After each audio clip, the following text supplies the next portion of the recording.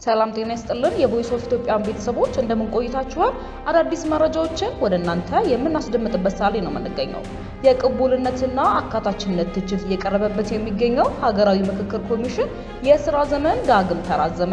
የትግራይ አስተዳደር ፕሬዝዳንት ለሰላም ያለው እድል ጠባብ ቢሆንም አማራጩን እስከ መጨረሻ ለመጠቀም ዝግጁ ነን ሲሉ ገለጹ። በኢትዮጵያ ሌላ ጦርነት ሲያንዣብብ በትግራይ ክልል የነዳጅ ምርቶች ጤፍና ዘይትን ጨምሮ የምግብ ግብአቶች በአንድ ሳምንት የዋጋ ጭማሪ ታይቶባቸዋል። የቮይስ ኦፍ ኢትዮጵያ ቤተሰቦች እነዚህ መረጃዎች አሁን በዝርዝር እናስደምጣችሁ ይሆናል። ሰብስክራይብ ማድረጋችሁን እያስታወስናችሁ ወደ ቀጣዩ መረጃዎች እንሻገራለን።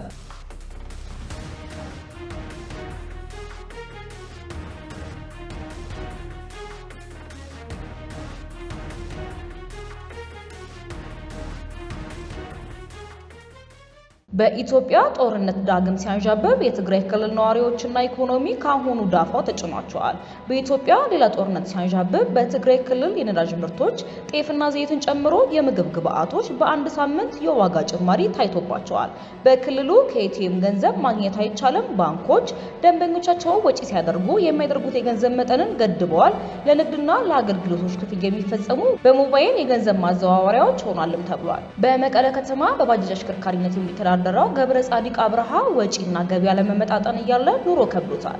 ባለ 3 እግር ተሽከርካሪዎች እንቅስቃሴ ካለባቸው የከተማዋ ክፍሎች ርቀው እንዲወጡ በመደረጋቸው ገብረ ጻዲቅን ለመሳሰሉ አሽከርካሪዎች ስራው እንደወትሮ ቀላልም አይደለም። የስራ እንቅስቃሴ መዳከምና የነዳጅ ዋጋ መጨመር የትግራይ ክልል ከገጠሙት ውስብስብ ፖለቲካዊና ኢኮኖሚያዊ ችግሮች ጋር ተደማምሮ በተለምዶ ባጃጅ ተብሎ በሚጠሩ ባለ 3 እግር ተሽከርካሪዎች የመጓጓዣ አገልግሎት በማቅረብ የሚተዳደሩ የመቀሌ ወጣቶችን ወደ ስደት እየገፋ እንደሆነ ታዝበዋል። ወጣቱ እኮ የለም የሚለው ገብረ ጻዲቅም ቢሆን ስራውን መከወን እንዲቀላል አልሆነለትም። ከጥቁር ገበያ ለስራው ከሚሸምተው ቤንዚን የመሸጫ ዋጋ በአንድ ሳምንት ብቻ 50 ብር ገደማ ጨምሯል። ባለፈው ሳምንት 220 ብር ይሸጥ የነበረው 1 ሊትር ቤንዚን ጦርነት አለ ሲባል ከ250 እስከ 270 ብር ድረስ እየተከፈለበት እንደሚገኝም ተናግሯል። ነዳጅ በማደያው የለም የሚለው ገብረ ጻዲቅ የሚፈልገውን የሚያገኘው በአፋር በኩል ወደ ትግራይ ከሚያስገቡ ነጋዴዎችም ነው። ማደያ አንዳንዴ ሊያመጡ ይችላሉ፣ ነገር ግን ጭራሽ አይገኝም፣ ለቢሮ ሰጣላን ይላሉ በማለት ለዶቾ ቬሌን ተናግረዋል። በትግራይ ክልል መደበኛ ባልሆነ ግብይት ቤንዚንና ናፍጣ የሚሸጥበት ዋጋ የኢትዮጵያ ንግድ ቀጠናዊ ትስስር ሚኒስቴር ይፋ ካደረገው የዋጋ ተመን እስከ 100 ብር ልዩነት አለው። በቢጫ ጀሪካኖችና በውሃ ኩዳዎች በየመንገዱ የሚሸጠው ነዳጅ ላይ የሚታየው ዋጋ ለውጥ ለአንዳንዶቹ የፖለቲካውን ትኩሳት ጨምሮም ያሳያል። በመቀሌ ከተማ በነዳጅ ምርቶች የመሸጫ ዋጋ ላይ በአንድ ሳምንት ብቻ እስከ 50 ብር የሚደርስ ጭማሪ መታየቱን ነዋሪዎችም ይናገራሉ። ዋጋው ከ300 ብር በላይ በደረሰ ግጭት ወደ 500 ብር ሲያሻቅብ፣ በአንጻሩ የፕሪቶሪያው ስምምነት ከመፈረሙ በፊት ወደ ነበረው የጦርነት ሁናቴ መመለስንም ይጠቁማል። ይህ የጋዜጠኛው አተያየት ከ2013 እስከ 2015 ጦርነት በተካሄደበት ወቅትና የኢትዮጵያ ፌዴራል መንግስት ህወሓት ግጭት የማቆም ስምምነት ከተፈራረሙ በኋላ የነዳጅ ምርቶች የመሸጫ ዋጋ ላይ ታዩ መዋዠቆች ላይ የተመሰረተ ነው። ላለፉት 3 ዓመታት ገደማ የታየው ፖለቲካዊ ውጥረት ተባብሶ በክልሉ ዳግም ጦርነት ይቀሰቀሳል የሚል ስጋት ሲበረታ የዋጋ ጭማሪ የታየው በነዳጅ ላይ ብቻም አይደለም። ነገ ምን ይፈጠራል የሚል ስጋት የተጫናቸው ነዋሪዎች ጤፍ፣ መኮሮኒና የማብሰያ ዘይት የመሳሰሉ ምግቦች ገዝተው ለማከማቸትም ይሞክራሉ።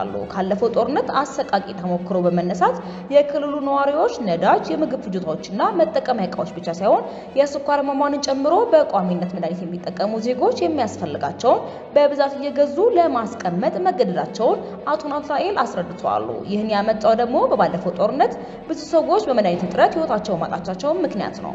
ከባንክ ጥሬ ገንዘብ ማውጣት አይቻልም፣ 2000 ብር ገደማ ነው እየተመጠነ የሚሰጠው የሚሉት የከተማው ነዋሪ ባንክ ውስጥ ብር ኖሮትም እንደ ልብ መንቀሳቀስ አይችልም በማለት አብራርተዋል። በንግድ ስራ ላይ የሚተዳደሩ የመቀሌ ነዋሪ ሰዎች በባንክ ብር ቢኖራቸውም በእጃቸው ጥሬ ገንዘብ ከሌላቸው የሚፈልጉትን ለመሸመት እንደሚቸገሩ አስረድተዋል። አንዳንድ ያነጋገርናቸው የከተማዎቹ ነዋሪዎች ምግብ ቤቶች ትዕዛዝ ሲቀበሉ ደንበኞቻቸው ክፍያ የሚፈጽሙት እጅ በእጅ ወይስ በሞባይል የገንዘብ ማዘዋወሪያ እንደሆነው አስቀድሞ እስከመጠየቅ አድርሷቸው እንደነበርም አስረድተዋል። ታዛቢዎቹ እንደሚሉት በሞባይል የሚፈጸመው ክፍያ በየመንገዱ ቡናና ሻይ የሚሸጡ አነስተኛ ነጋዴዎችን፣ ጫማ በማጽዳት የሚተዳደሩ ሊስትሮዎችን ጨምሮ መደበኛ ባልሆኑ ኢኮኖሚ ውስጥ የሚሰሩና አነስተኛ ክፍያ የሚሰበስቡ ሰዎችን እየጎዳ ነው ሲሉም አያይዘው ተናግረዋል። የትግራይ ክልል ከ2 ዓመታት አሰቃቂ ጦርነት በኋላ ሰብአዊና ኢኮኖሚያዊ ኪሳራ ገና በቅጡ አላገገመም። ዳግም ያንዣበበው የጦርነት ስጋት ቀድሞ በተጎዳ የክልሉ ህዝብና ኢኮኖሚ ላይ የሚያሳድረው ኪሳራ የመቀሌው ነዋሪ ያሳስባቸዋል። መስጋት ራሱ እስካትችል ድረስ በጣም አይደክመሃል፣ በጣም ያሰለቻልም ሲሉ ይናገራሉ። የሚከራይ ቤት አሁን በጣም ብዙ ነው። ጦርነቱ ከመጀመሩ በፊት በወሬ ብቻ በስጋት ቤታቸውን እየዘጉ ወጥተው የሚሄዱ በጣም ብዙዎች ናቸው የሚሉት የመቀሌ ነዋሪዋ በጣም ጭንቅ ነው በቃ ሲሉ ስጋት ተጭኗቸው ስሜታቸውንም አጋርተዋል። ወደ ቀጣዩ መረጃ ስንሻገር የትግራይ አስተዳደር ፕሬዝዳንት ለሰላም ያለው እድል ጠባብ ቢሆንም አማራጩን እስከ መጨረሻ ለመጠቀም ዝግጁ ነን ሲሉ ገለጹ። የትግራይ አስተዳደር ፕሬዝዳንት ሌተናንት ጄኔራል ታደሰ ወረደ ከፌዴራል መንግስት ጋር ያሉ አለመግባባቶችን በሰላማዊ መንገድ ለመፍታት የቀረው እድል እጅግ ጠባብ መሆኑን ገለጹ። ይሁን እንጂ አስተዳደራቸው የቀረውን የሰላም አማራጩን እስከ መጨረሻው ለመጠቀም ቁርጠኛ መሆኑንም አጽንኦት ሰጥተዋል። ህዝባዊ ወያኔ ሓርነት ትግራይ ወይንም ህወሓት የተመሰረተበትን 51ኛ ዓመት በዓል ምክንያት በማድረግ በመቀሌ በተካሄደው ስነ ስርዓት ላይ የተገኙት ፕሬዝዳንቱ በፕሪቶሪያው የሰላም ስምምነት ማዕቀፍ ውስጥ ውይይቶችን ማድረግ አሁንም ቢሆን እንደሚቻል ገልጸዋል። ሆኖም ባልተፈቱ ጉዳዮችና ዳግም ባገረሸው ውጥረት ምክንያት የንግግሩ እድል እየጠበበ መምጣቱን መግለጻቸውን የክልሉ መገናኛ ብዙሃን ዘግበዋል። ፕሬዝዳንት ታደሰ ጦርነቱ በይፋ የተጠናቀቀው የፕሪቶሪያው ስምምነት ሲፈረም መሆኑን በማስታወስ ከዚያን ጊዜ ጀምሮ የትግራይን ያልተፈቱ ቅሬታዎችን በሰላማዊ መንገድ ለመፍታት ጥረቶች ሲደረጉ መቆየታቸውንም ገልጸዋል። ይሁን እንጂ በስምምነት ውስጥ የተካተቱ ዋና ዋና ጥያቄዎች እስካሁን ምላሽ ሳያገኙ መቆየታቸውንም ጠቁመዋል። እነዚህ ጥያቄዎች የግድ ምላሽ ማግኘት አለባቸው ያሉት ሌተናንት ጄኔራል ታደሰ ወረደ ፖለቲካዊ መፍትሄ ለማግኘት በትግራይ በኩል ሁሉም ሰላማዊ አማራጮች እንደሚወሰዱ ተናግረዋል። የፌዴራል መንግስትም የፕሪቶሪያው ስምምነት ፈራሚ አካል እንደመሆኑ መጠን ሰላማዊና ፖለቲካዊ መፍትሄ መስጠት ኃላፊነቱን እንዲወጣም ጥሪ አቅርበዋል። በበዓሉ ላይ ንግግር ያደረጉት የህወሓት ሊቀመንበር ደብረጽዮን ገብረ ሚካኤል በበኩላቸው በፌዴራል መንግስት ላይ ጠንካራ ትችትም ሰንዝረዋል። ሊቀመንበሩ የፌዴራል መንግስት የሰላም ስምምነቱን ጥሷል፣ እንዲሁም በትግራይ ላይ ቶክስ ከፍቷል ሲሉ ከሰዋል። በትግራይ ላይ ጀበቦ ስጋት በውይይት የማይፈታ ከሆነ የትግራይ ህዝብ ህልውናውን ለማስጠበቅ ወራሪን የመመከትና ራሱን የመከላከል ግዴታ ይኖርበታልም ብለዋል። እነዚህ መግለጫዎች የወጡት በትግራይ ክልል አመራርና በፌዴራል ባለስልጣናት መካከል የፕሪቶሪያው ስምምነት አተግባበርና የጸጥታ ዝግጅቶችን በተመለከተ የፖለቲካ ውጥረት ባየለበትም ወቅት ነው። ባለፈው ጥር ወር መጨረሻ ላይ በሰሜን ምዕራብ ትግራይ በጸለምት ወረዳ አቅራቢያ አዲስ ግጭት ተቀስቅሶ እንደነበረም የሚታወስ ሲሆን ይህም የፕሪቶሪያው ስምምነት ከተፈረመ ወዲህ በፌዴራልና በትግራይ ኃይሎች መካከል ታየው የመጀመሪያው ከፍተኛ ግጭት ነው። ግጭቱን ተከትሎ የትግራይ ኃይሎች ወደፊት ገፍተው የነበረ ቢሆንም በኋላ ወደ ኋላ መመለሳቸው ይታወሳል። ፕሬዝዳንት ታደሰ ወረደ ይህንኑ የኃይሎች ወደ ኋላ መመለሳቸውን በመጥቀስ ትግራይ አሁንም ለዳግም ጦርነት ሳይሆን ለድርድር ቅድሚያ እንደሚሰጥም አስታውቀዋል። የተባበሩት መንግስታት ድርጅት የሰብአዊ መብቶች ኮሚሽነርና ሌሎች ዓለም አቀፍ ድርጅቶች ሁሉም ወገኖች ውጥረቱን እንዲያረግቡና ወደ ፖለቲካዊ ውይይት እንዲመለሱ ጥሪ አቅርበዋል።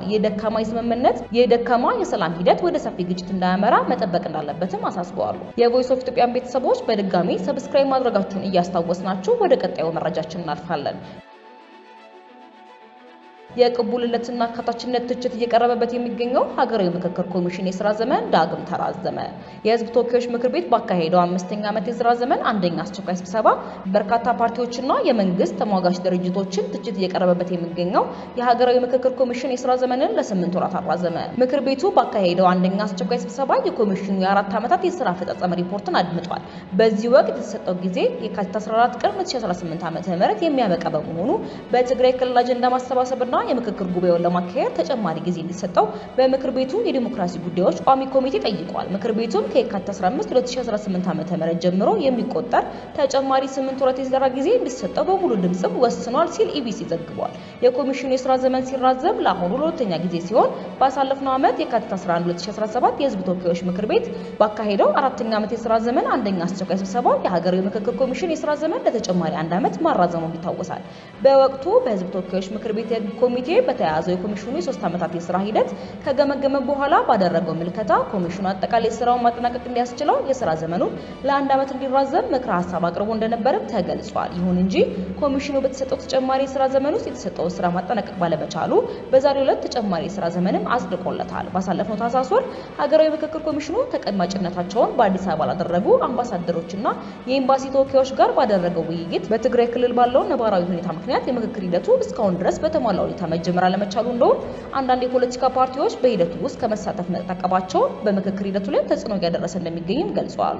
በየካቲት ወር አጋማሽ 2014 ዓ.ም 11 ኮሚሽነሮችን ይዞ ለ3 ዓመታት የሥራ ጊዜው የተቋቋመው የሀገራዊ ምክክር ኮሚሽን ከኮሚሽነሮች ምርጫ ጀምሮ በርካታ ቅሬታዎች እየቀረቡበት ይገኛል። ኮሚሽኑ የሂደቱ አካታችነትና ገለልተኝነት ላይም ትችት ሲሰነዝርበት ታይቷል። በዚህም በሀገሪቱ ዋና ዋና የፖለቲካ ፓርቲዎች ከፍተኛ ትችት በመሰንዘር ከሂደቱ ከመሳተፍ ራሳቸውን አግልለዋል።